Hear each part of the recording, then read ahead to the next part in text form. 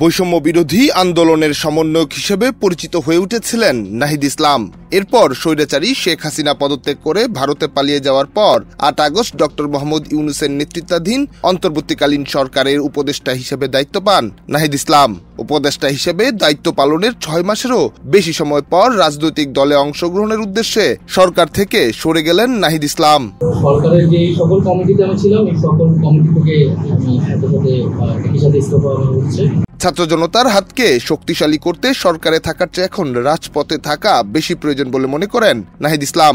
দেশের বর্তমান যে পরিস্থিতি, সেই পরিস্থিতিতে একটি রাজনৈতিক শক্তির উত্থানের জন্য আমার রাজপথে থাকা প্রয়োজন, ছাত্র জনতার কাতারে থাকা প্রয়োজন। এর আগে উপদেষ্টা হিসেবে সফল নাকি ব্যর্থ এই প্রশ্নের জবাব দেন সদ্য পদত্যাগী উপদেষ্টা। আমলাতান্ত্রিক জটিলতা ছিল, আমরা এসে এই ব্যুরোক্রেসিকে যেভাবে পেয়েছি, এখানে পুলিশ যে তার আত্মবিশ্বাসের ঘাটতি হয়েছে আন্দোলনের পরে, এবং একই সাথে এখানে জুলাই গণহত্যাকারীদের, জুলাইয়ের যারা গণহত্যাকারী তাদেরকে গ্রেফতারের বিষয়টা, বিচারের বিষয়টা, সেই বিষয়ে আমাদের কিছু সীমাবদ্ধতা থাকা সত্ত্বেও আমরা কাজ করেছি। আমি জনপ্রশাসন কমিটির একটা দায়িত্বে 2 সপ্তাহের মতো ছিলাম।